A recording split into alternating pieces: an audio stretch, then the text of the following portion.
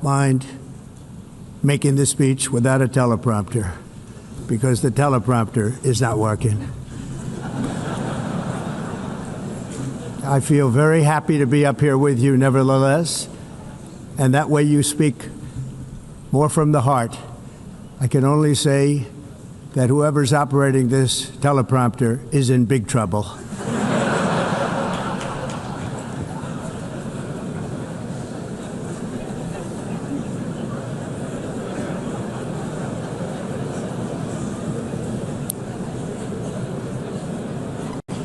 Hello, Madam First Lady.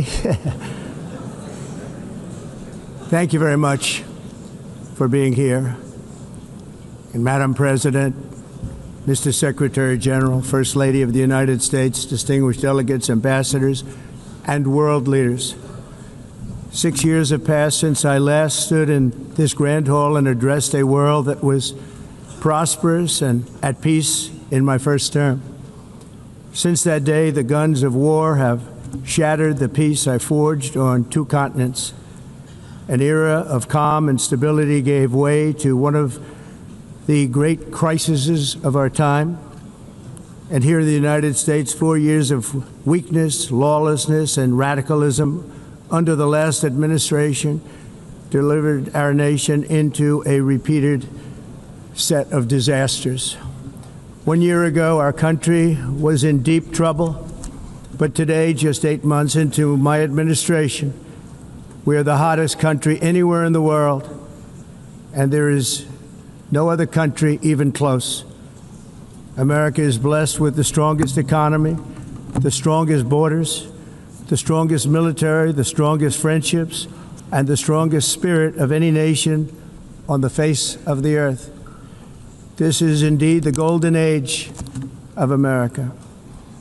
We are rapidly reversing the economic calamity we inherited from the previous administration, including ruinous price increases and record-setting inflation like we've never had before. Under my leadership, energy costs are down, gasoline prices are down, grocery prices are down, mortgage rates are down, and inflation has been defeated. The only thing that's up is the stock market, which just hit a record high. In fact, it hit a record high 48 times in the last short period of time. Growth is surging, manufacturing is booming. The stock market, as I said, is doing better than it's ever done, and all of you in this room benefit by that. Almost everybody. And importantly, workers' wages are rising at the fastest pace in more than 60 years. And that's what it's all about, isn't it? In 4 years of President Biden, we had less than $1 trillion of new investment into the United States. In just 8 months since I took office, we have secured commitments and money already paid for $17 trillion. Think of it, 4 years, less than $1 trillion, 8 months, much more than $17 trillion is being invested in the United States, and it's now pouring in from all parts of the world. We've implemented the largest tax cuts in American history and the largest regulation cuts in American history, making this once and again the best country on earth to do business. And many of the people in this room are investing in America, and it's turned out to be an awfully good investment during this 8-month period. In my first term, I built the greatest economy in the history of the world. We had the best economy ever, history of the world. And I'm doing the same thing again, but this time it's actually much bigger and even better. The numbers far surpass my record-setting first term. On our southern border, we have successfully repelled a colossal invasion, and for the last 4 months, and that's 4 months in a row, the number of illegal aliens admitted and entering our country has been 0. Hard to believe, because if you look back just a year ago, it was millions and millions of people pouring in from all over the world, from prisons, from mental institutions, drug dealers. All over the world they came. They just poured into our country with the ridiculous open border policy of the Biden administration. Our message is very simple. If you come illegally into the United States, you're going to jail, or you're going back to where you came from, or perhaps even further than that. You know what that means. I want to thank the country of El Salvador for the successful and professional job they've done in receiving and jailing so many criminals that entered our country. And it was under the previous administration that the number became record-setting, and they're all being taken out. You have no choice. And other countries have no choice, because other countries are in the exact same situation with immigration. It's destroying your country, and you have to do something about it. On the world stage, America is respected again like it has never been respected before. You think about 2 years ago, 3 years ago, 4 years ago, or 1 year ago, we were a laughingstock all over the world. At the NATO summit in June, virtually all NATO members formally committed to increase defense spending at my request from 2% to 5% of GDP, making our alliance far stronger and more powerful than it was ever before. In May, I traveled to the Middle East to visit my friends and rebuild our partnerships in the Gulf and those valued relationships with Saudi Arabia, Qatar, and the UAE, and other countries are now, I believe, closer than ever before. My administration has negotiated one historic trade deal after another, including with the United Kingdom, the European Union, Japan, South Korea, Vietnam, Indonesia, the Philippines, Malaysia, and many, many others. Likewise, in a period of just 7 months, I have ended 7 unendable wars. They said they were unendable. You're never going to get them solved. Some were going for 31 years, 2 of them, 31, think of it, 31 years. One was 36 years. One was 28 years. I ended 7 wars. And in all cases, they were raging with countless thousands of people being killed. This includes Cambodia and Thailand, Kosovo and Serbia, the Congo and Rwanda, a vicious, violent war that was, Pakistan and India, Israel and Iran, Egypt and Ethiopia, and Armenia and Azerbaijan. It included all of them. No president or prime minister, and for that matter, no other country has ever done anything close to that. And I did it in just 7 months. It's never happened before. There's never been anything like that. I'm very honored to have done it. It's too bad that I had to do these things instead of the United Nations doing them. And sadly, in all cases, the United Nations did not even try to help in any of them. I ended 7 wars, dealt with the leaders of each and every one of these countries, and never even received a phone call from the United Nations offering to help in finalizing the deal. All I got from the United Nations was an escalator that on the way up stopped right in the middle. If the First Lady wasn't in great shape, she would have fallen, but she's in great shape. We're both in good shape. We both stood. And then a teleprompter that didn't work. These are the 2 things I got from the United Nations, a bad escalator and a bad teleprompter. Thank you very much. And by the way, it's working now. It just went on. Thank you. I think I should just do it the other way. It's easier. Thank you very much. I didn't think of it at the time because I was too busy working to save millions of lives. That is the saving and stopping of these wars. But later I realized that the United Nations wasn't there for us. They weren't there. I thought of it really after the fact, not during these negotiations, which were not easy. That being the case, what is the purpose of the United Nations? The UN has such tremendous potential. I've always said it.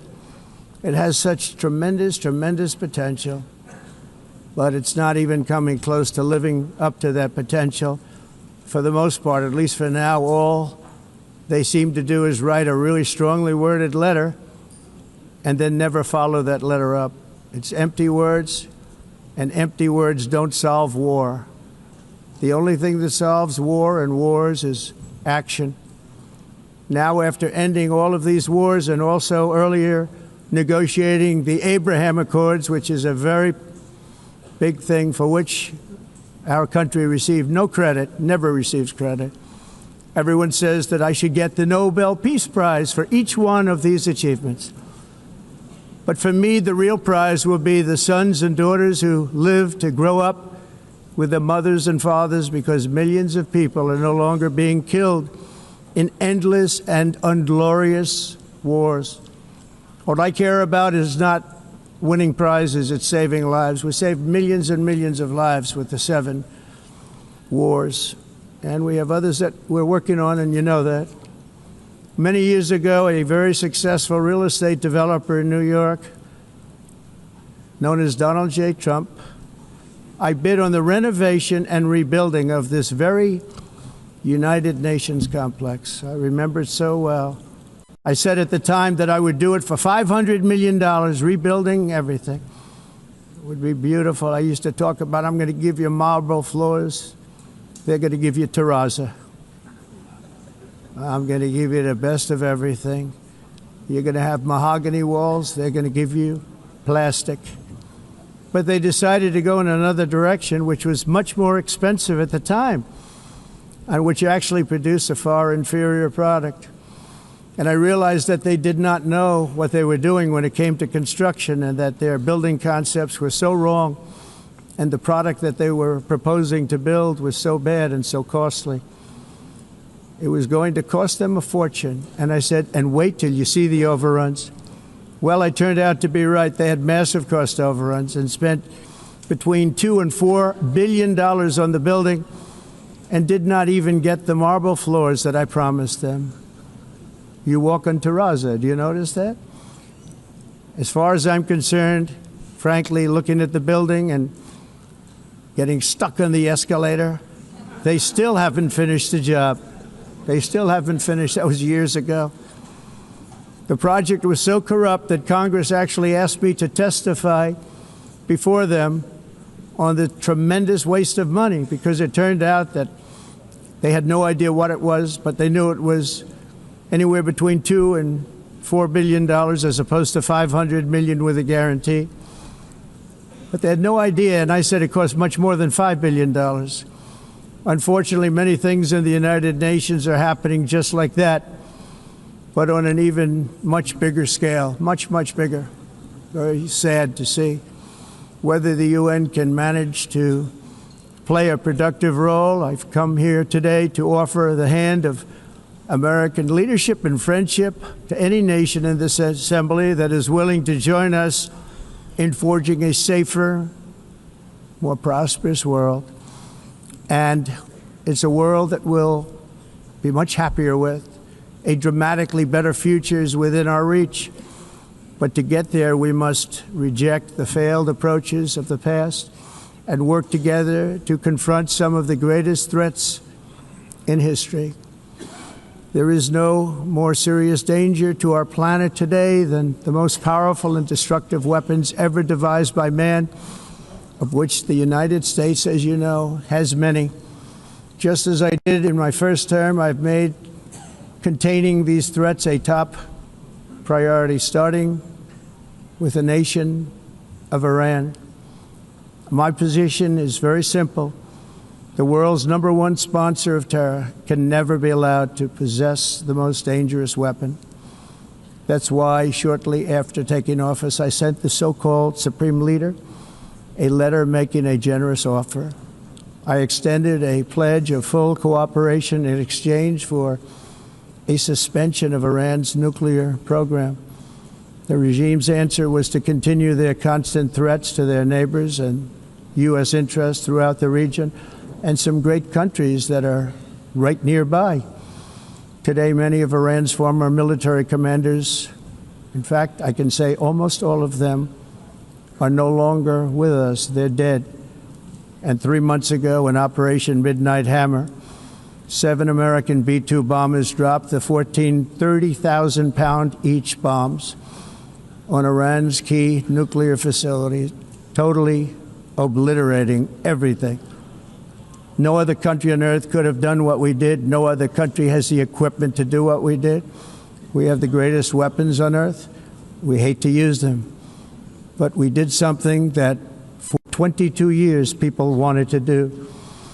With Iran's nuclear enrichment capacity demolished, I immediately brokered an end to the 12-day war, as it's called, between Israel and Iran, with both sides agreeing to fight no longer.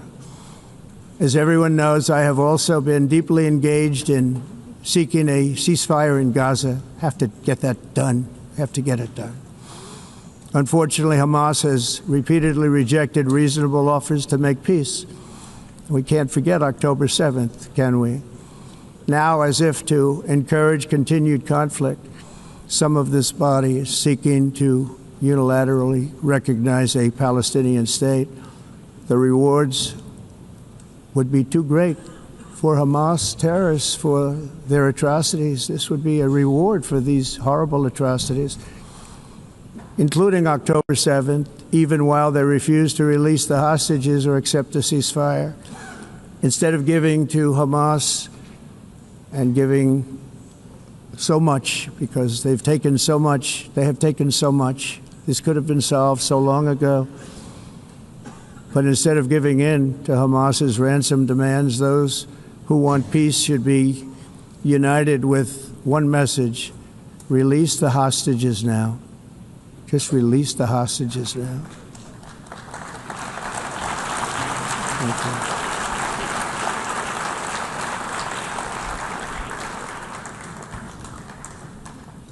Thank you. Using the internet without a VPN, a virtual private network, is a bit like taking to the road without car insurance. All it takes is one unlucky moment to cost you a lot of cash. This video's sponsor is Private Internet Access. They are the VPN to help keep you safe. Click the link in the description below to find out why over 30 million people have downloaded PIA to protect themselves online. A virtual private network is an app that hides your IP address and helps keep your data private. When you're browsing the internet at home, you give up a large amount of data to businesses, to shops, and indeed to social media giants too. Hackers have the ability to steal your personal data with ease, including sensitive information such as passwords, keystrokes, and even your personal photos. Private Internet Access helps protect your personal data by encrypting your internet connection to keep your data out of the hands of cybercriminals. And it's not just hackers either to be concerned about. Information can be censored too. When Canada passed their C-18 bill, social media giants decided to ban news content on their platforms. But PIA can protect your ability to consume the news and content you love. Private Internet Access is available for Windows users, Mac OS, Android, Linux, iOS, and you can use one PIA subscription to protect an unlimited amount of devices. And we've got a huge GB News discount for you too. Click the link in this video's description and you'll get a massive 83% off PIA. That's under £2 a month, the price of a coffee, and you'll get an extra 4 months completely free on top. Also, there's a 30-day money-back guarantee too. Visit piavpn.com/GB News to start protecting yourself digitally today. As we have got to come together, and we will come together, got to get it done. We have to stop the war in Gaza immediately. We have to stop it. We have to get it done. We have to negotiate, immediately have to negotiate peace. We got to get the hostages back. We want all 20 back. We don't want 2 and 4. As you know, I got, along with Steve Witkoff and others that helped us, Marco Rubio, we got most of them back. We were involved in all of them. But I always said the last 20 are going to be the hardest, and that's exactly what happened. We have to get them back now. We don't want to get back 2, and then another 2, and then 1, and then 3. Have this process. No, we want them all back, and we want the actually 38 dead bodies back too. Those parents came to me, and they want them back, and they want them back very quickly and very badly, as though they were alive. They want them. They want them every bit as much as if their son or daughter were alive.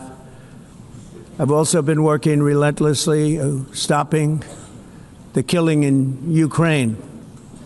I thought that would be, of the 7 wars that I stopped, I thought that would be the easiest because of my relationship with President Putin, which had always been a good one. I thought that was going to be the easiest one. But, you know, in war, you never know what's going to happen. There are always lots of surprises, both good and bad.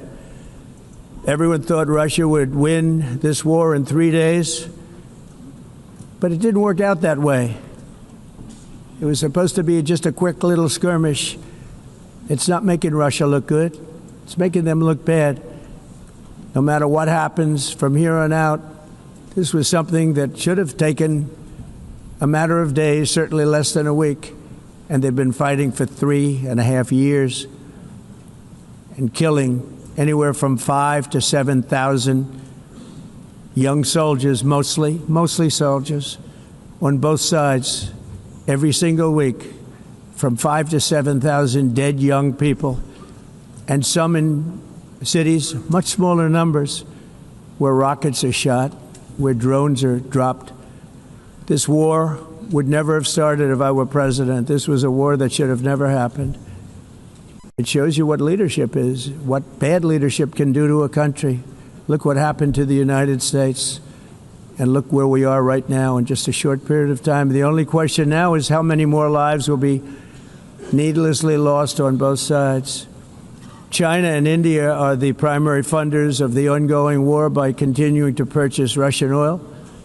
But inexcusably, even NATO countries have not cut off much Russian energy and Russian energy products, which, as you know, I found out about 2 weeks ago, and I wasn't happy. Think of it. They're funding the war against themselves. Who the hell ever heard of that one? In the event that Russia is not ready to make a deal to end the war, then the United States is fully prepared to impose a very strong round of powerful tariffs, which would stop the bloodshed, I believe, very quickly. But for those tariffs to be effective, European nations, all of you are gathered here right now, would have to join us in adopting the exact same measures. I mean, you're much closer to this. We have an ocean in between. You're right there. And Europe has to step it up. They can't be doing what they're doing. They're buying oil and gas from Russia while they're fighting Russia. It's embarrassing to them. And it was very embarrassing to them when I found out about it, I can tell you that. They have to immediately cease all energy purchases from Russia. Otherwise, we're all wasting a lot of time. So I'm ready to discuss this. We're going to discuss it today with the European nations, all gathered here. I'm sure they're thrilled to hear me speak about it, but that's the way it is. I like to speak my mind and speak the truth. As we seek to reduce the threat of dangerous weapons today, I'm also calling on every nation to join us in ending the development of biological weapons once and for all. And biological is terrible, and nuclear is even beyond, and we include nuclear in that. We want to have a cessation of the development of nuclear weapons. We know, and I get to view it all the time. Sir, would you like to see? And I look at weapons that are so powerful that we just can't ever use them. If we ever use them, the world literally might come to an end. There would be no United Nations to be talking about. There would be no nothing. Just a few years ago, reckless experiments overseas gave us a devastating global pandemic. Yet despite that worldwide catastrophe, many countries are continuing extremely risky research into bioweapons and man-made pathogens. This is unbelievably dangerous. To prevent potential disasters, I'm announcing today that my administration will lead an international effort to enforce biological weapons convention, which is going to be meeting with the top leaders of the world by pioneering an AI verification system that everyone can trust. Hopefully the UN can play a constructive role, and it will also be one of the early projects under AI. Let's see how good it is, because a lot of people are saying it could be one of the great things ever, but it also can be dangerous, but it can be put to tremendous use and tremendous good, and this would be an example of that. Not only is the UN not solving the problems it should, too often, it's actually creating new problems for us to solve. The best example is the #1 political issue of our time, the crisis of uncontrolled migration. It's uncontrolled. Your countries are being ruined. The United Nations is funding an assault on Western countries and their borders. In 2024, the UN budgeted $372 million in cash assistance to support an estimated 624,000 migrants journeying into the United States. Think of that. The UN is supporting people that are illegally coming into the United States, and then we have to get them out. The UN also provided food, shelter, transportation, and debit cards to illegal aliens. Can you believe that? On the way to infiltrate our southern border.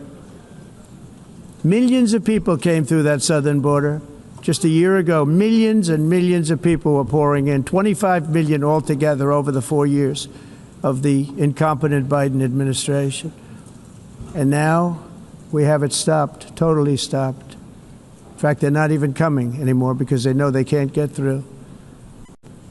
But what took place is totally unacceptable. The UN is supposed to stop invasions, not create them and not finance them. In the United States, we reject the idea that mass numbers of people from foreign lands can be permitted to travel halfway around the world, trample our borders, violate our sovereignty, cause unmitigated crime, and deplete our social safety net. We have reasserted that America belongs to the American people, and I encourage all countries to take their own stand in defense of their citizens as well. You have to do that because I see it. I'm not mentioning names. I see it, and I can call every single one of them out. You're destroying your countries. They're being destroyed. Europe is in serious trouble. They've been invaded by a force of illegal aliens like nobody's ever seen before. Illegal aliens are pouring into Europe. Nobody is ever, and nobody's doing anything to change it, to get them out. It's not sustainable. And because they choose to be politically correct, they're doing just absolutely nothing about it. And I have to say, I look at London, where you have a terrible mayor, terrible, terrible mayor, and it's been so changed, so changed. Now they want to go to Sharia law, but you're in a different country. You can't do that.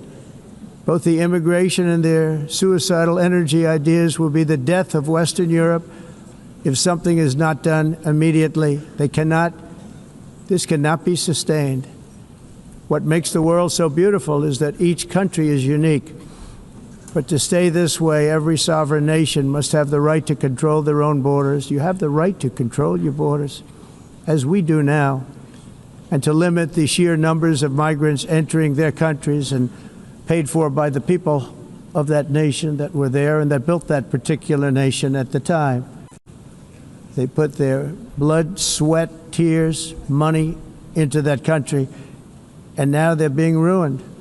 Proud nations must be allowed to protect their communities and prevent their societies from being overwhelmed by people they have never seen before, with different customs, religions, with different everything.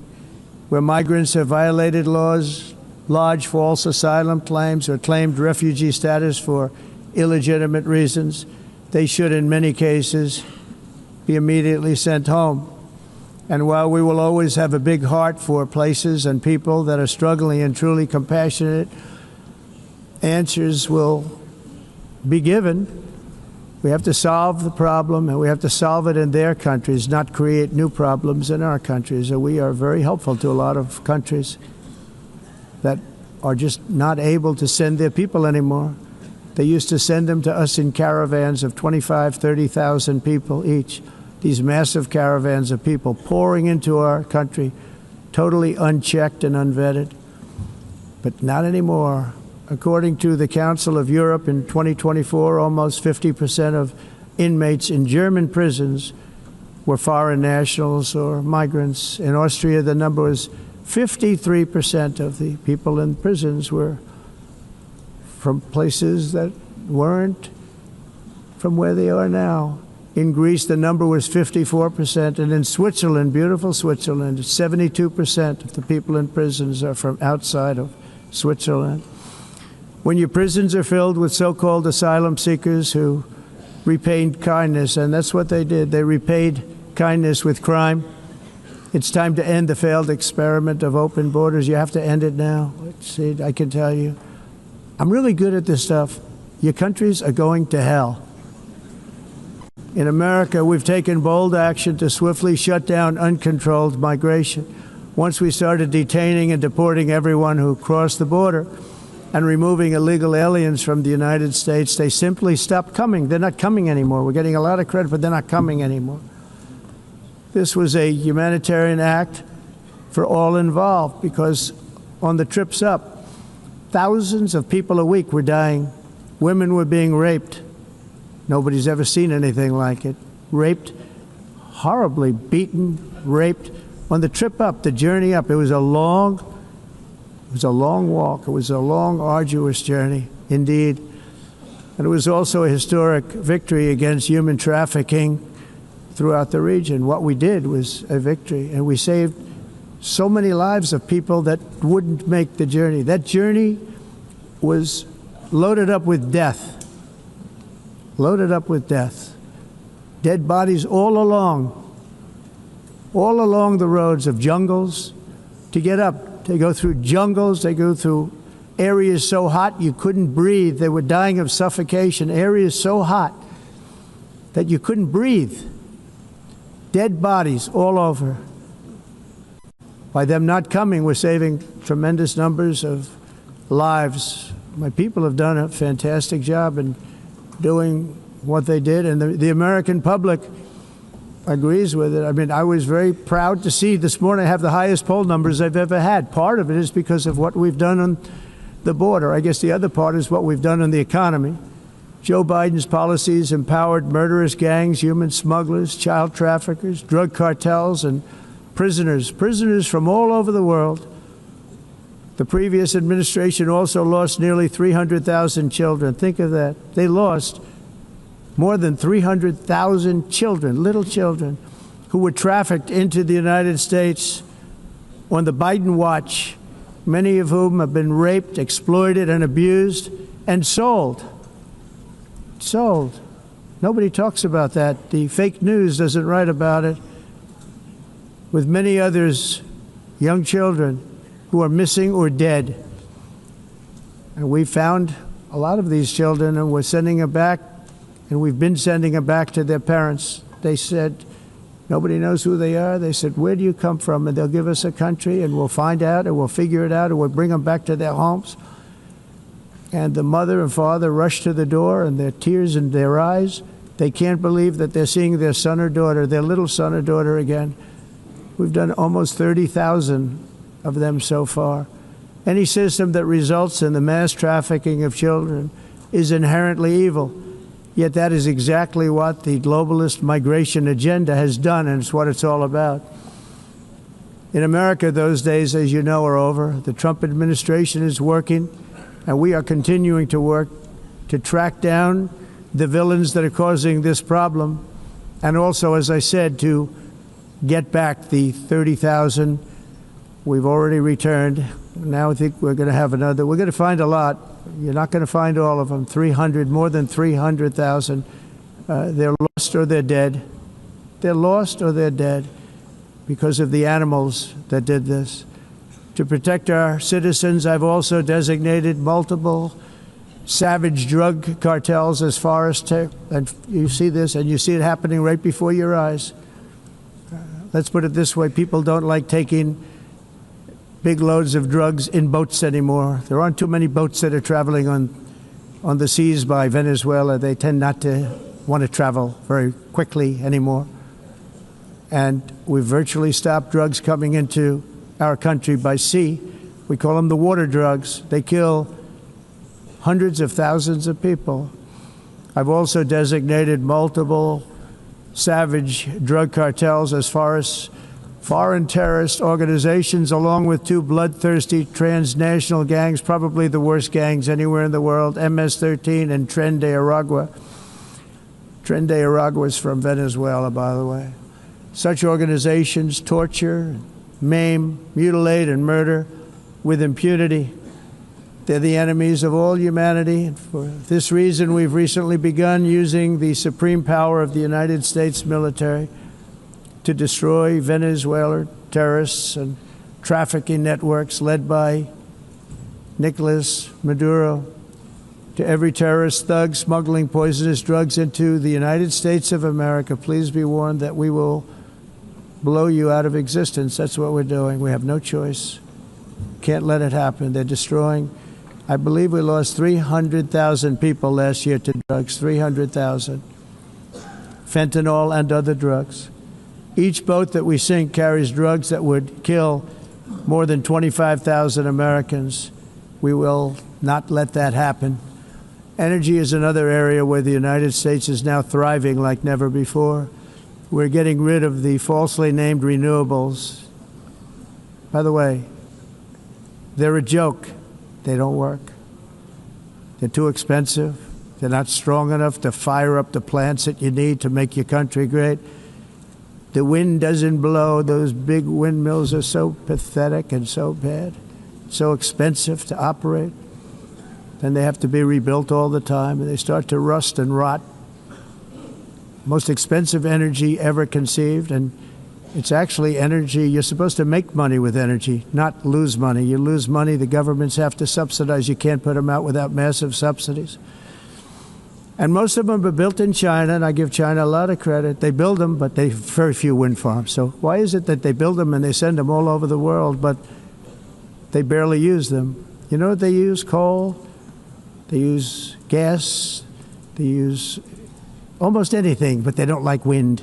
But they sure as hell like selling the windmills. Europe, on the other hand, has a long way to go, with many countries being on the brink of destruction because of the green energy agenda. And I give a lot of credit to Germany. Germany was being led down a very sick path, both on immigration, by the way, and on energy. They were going green, and they were going bankrupt. And the new leadership came in, and they went back to where they were, with fossil fuel and with nuclear, which is good. It's now safe, and you can do it properly. But they went back to where they were, and they opened up a lot of different plants, energy producing plants, and they're doing well. I give Germany a lot of credit for that. They've said this is a disaster, what's happening. They were going all green. All green is all bankrupt. That's what it represents.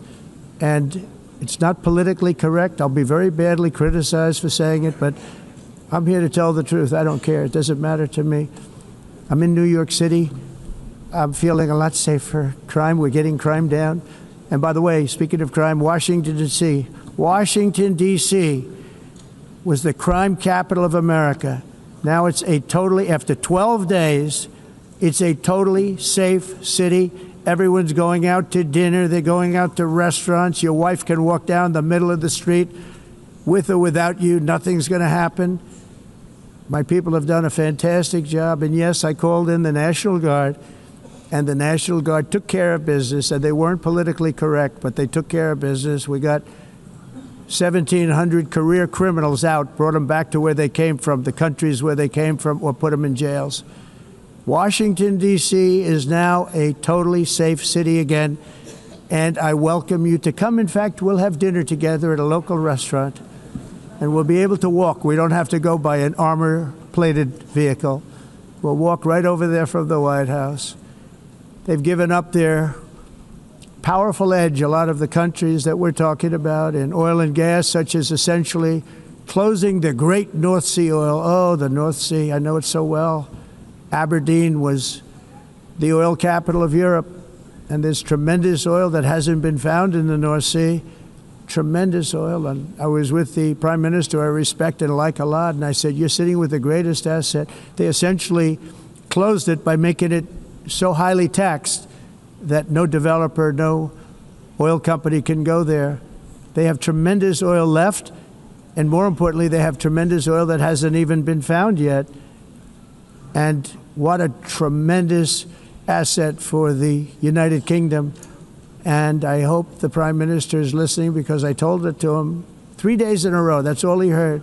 North Sea oil, North Sea, because I want to see them do well.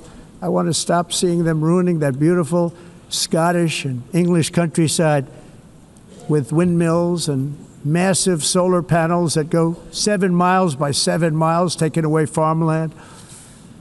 But we're not letting this happen in America. In 1982, the executive director of the United Nations Environmental Program predicted that by the year 2000, climate change would cause a global catastrophe. He said that it will be irreversible, as any nuclear holocaust would be. This is what they said at the United Nations. What happened? Here we are. Another UN official stated in 1989 that within a decade, entire nations could be wiped off the map by global warming. Not happening. You know, it used to be global cooling. If you look back years ago in the 1920s and the 1930s, they said, global cooling will kill the world. We have to do something. Then they said global warming will kill the world. But then it started getting cooler. So now they could just call it climate change, because that way they can't miss. It's climate change. Because if it goes higher or lower, whatever the hell happens, there's climate change. It's the greatest con job ever perpetrated on the world, in my opinion. Climate change, no matter what happens, you're involved in that. No more global warming, no more global cooling. All of these predictions made by the United Nations and many others, often for bad reasons, were wrong. They were made by stupid people that have cost their countries fortunes and given those same countries no chance for success. If you don't get away from this green scam, your country is going to fail. And I'm really good at predicting things, you know. They actually said during the campaign they had a hat, the best-selling hat. Trump was right about everything. And I don't say that in a braggadocious way, but it's true. I've been right about everything. And I'm telling you that if you don't get away from the green energy scam, your country is going to fail. And if you don't stop people that you've never seen before, that you have nothing in common with, your country is going to fail. I'm the President of the United States, but I worry about Europe. I love Europe. I love the people of Europe. And I hate to see it being devastated by energy and immigration. This double-tailed monster destroys everything in its wake, and they cannot let that happen any longer. You're doing it because you want to be nice. You want to be politically correct, and you're destroying your heritage. They must take control strongly and immediately of the unmitigated immigration disaster and the fake energy catastrophe before it's too late. The carbon footprint is a hoax made up by people with evil intentions, and they're heading down a path of total destruction. You know, the carbon footprint was a big, big thing a few years ago. I remember hearing about the carbon footprint, and then President Obama would get into Air Force One, a massive Boeing 747, and not a new one, an old one with old engines that spew everything into the atmosphere. He'd talk about the carbon footprint, we must do so. Then he'd get in and he'd fly from Washington to Hawaii to play a round of golf. And then he'd get back onto that big, beautiful plane and he'd fly back and he'd talk about, again, global warming and the carbon footprint. It's a con job. At extreme cost and expense, Europe reduced its own carbon footprint by 37%. Think of that. Congratulations, Europe. Great job. You cost yourself a lot of jobs, a lot of factories closed, but you reduced the carbon footprint by 37%. However, for all of that sacrifice and much more, it's been totally wiped out and then some by a global increase of 54%. Much of it coming from China and other countries that are thriving around China. which now produces more CO2 than all the other developed nations in the world. So all of these countries are working so hard on the carbon footprint, which is nonsense, by the way. It's nonsense. You know, it's interesting. In the United States, we have still radicalized environmentalists, and they want the factories to stop. Everything should stop. No more cows. We don't want cows anymore. I guess they want to kill all the cows. They want to do things that are just unbelievable, and you have it too. But you know, we have a border, strong, and we have a shape, and that shape doesn't just go straight up. That shape is amorphous when it comes to the atmosphere. And if we had the most clean air, and I think we do, we have very clean air. We have the cleanest air we've had in many, many years. But the problem is that other countries, like China, which has air that's a little bit rough, it blows. And no matter what you're doing down here, the air up here tends to get very dirty because it comes in from other countries where their air isn't so clean. And the environmentalists refuse to acknowledge that. Same thing with garbage. In Asia, they dump much of their garbage right into the ocean. And over about a 1 week and 2 week journey, it flows right past Los Angeles. You've seen it. Massive amounts of garbage, almost too much to do anything about, flowing past Los Angeles, past San Francisco. And then somebody will get in trouble because he dropped a cigarette on the beach. The whole thing is crazy. The primary effect of these brutal green energy policies has not been to help the environment, but to redistribute manufacturing and industrial activity from developed countries that follow the insane rules that are put down to polluting countries that break the rules and are making a fortune. They're making a fortune. European electricity bills are now 4 to 5 times more expensive than those in China, and 2 to 3 times higher than the United States. And our bills are coming way down. You probably see that our gasoline prices are way down. You know, we have an expression, drill.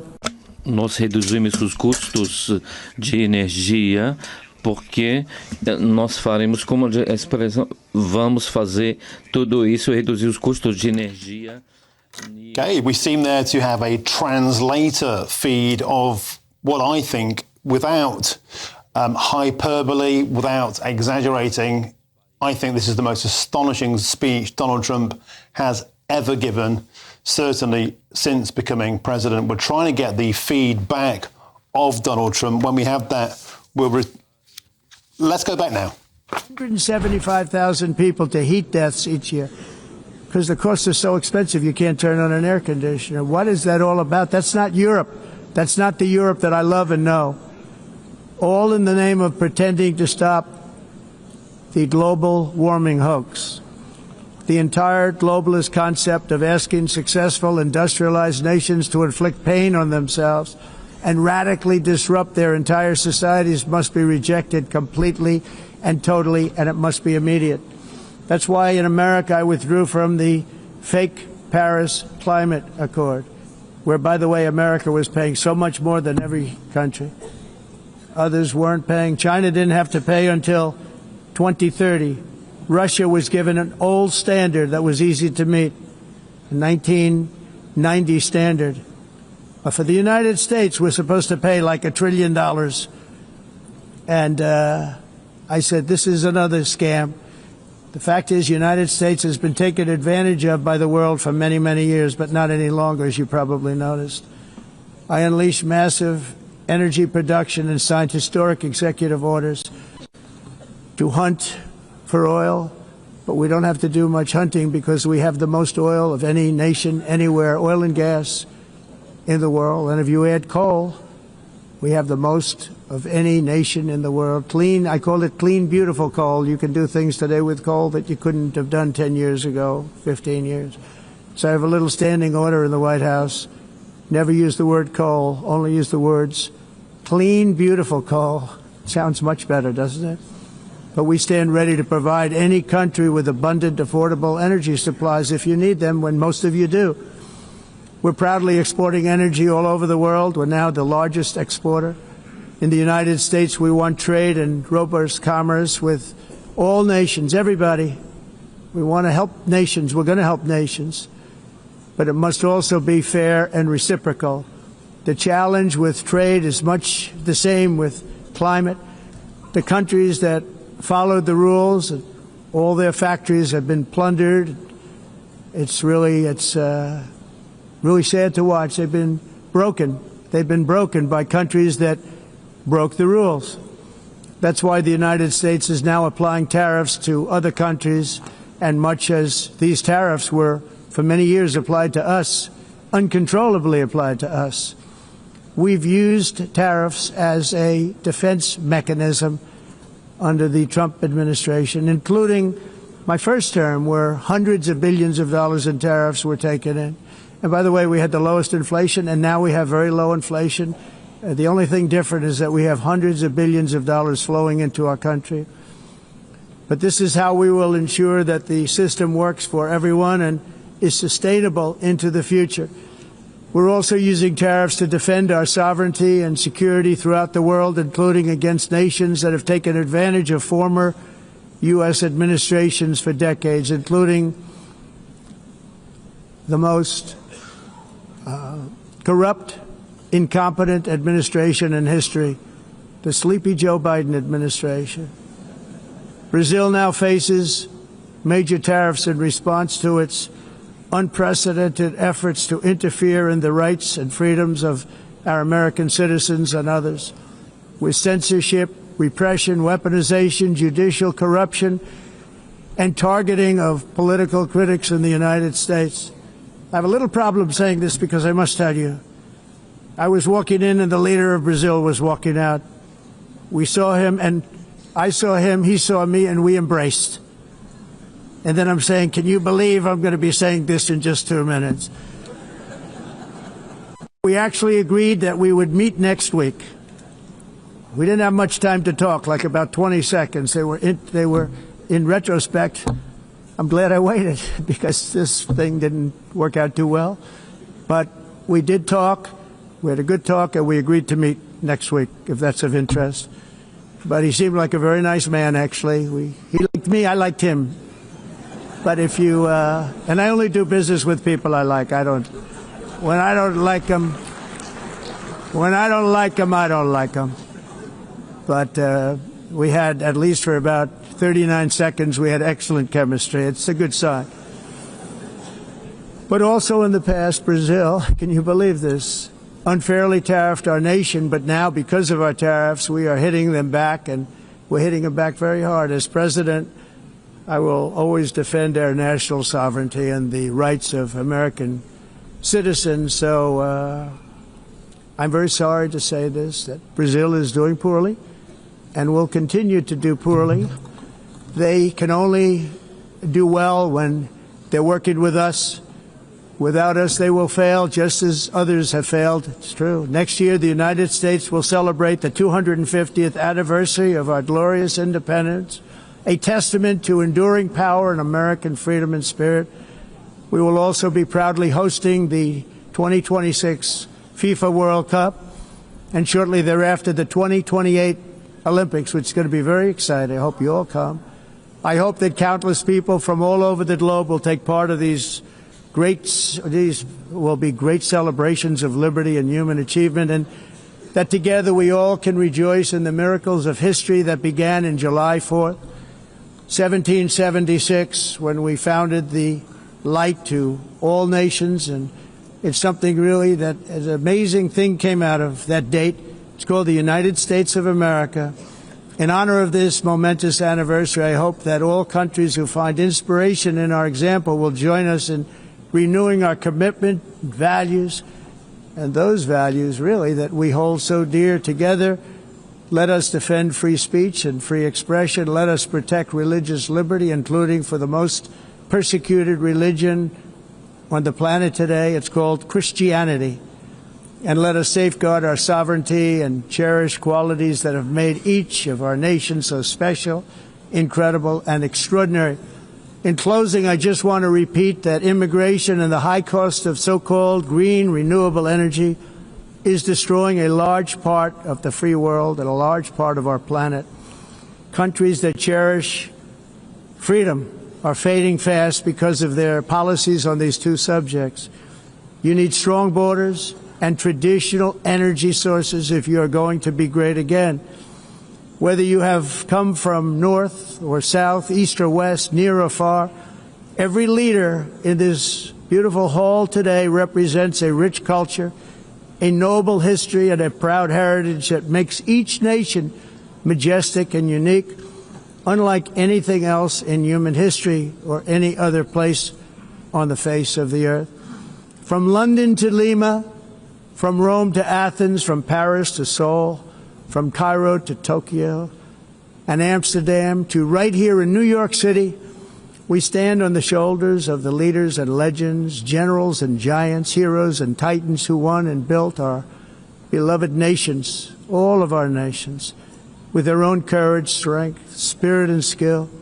Our ancestors climbed mountains, conquered oceans, crossed deserts, and trekked over wide open plains. They charged into thunderous battles, plunged into grave dangers, and they were soldiers and farmers and workers and warriors and explorers and patriots. They built towns into cities, tribes into kingdoms, ideas into industries, and small islands into mighty empires. You're a part of all of that. They were champions for their people who never gave up and who never, ever gave in. Their values defined our national identities. Their visions forged our magnificent destiny. Everybody in this room is a part of it in your own way. Each of us inherits the deeds and the myths, the triumphs, the legacies of our own heroes and founders who so bravely showed us the way. Our ancestors gave everything for homelands that they defended with pride, with sweat, with blood, with life, and with death. Now the righteous task of protecting the nations that they built belongs to each and every one of us. So together let us uphold our sacred duty to our people and to our citizens. Let us protect their borders, ensure their safety, preserve their cultures, treasure, and traditions, and fight for their precious dreams and their cherished freedoms. And in friendship and really a beautiful vision, let us all work together to build a bright, beautiful planet, a planet that we all share, a planet of peace and a world that is richer, better, and more beautiful than ever before. That can happen. It will happen. It will happen, and I hope it can happen and start right now, right at this moment. We'll turn it around. We're going to make our countries better, safer, more beautiful. We're going to take care of our people. Thank you very much. It's been an honor. God bless the nations of the world. Thank you very much. Bye.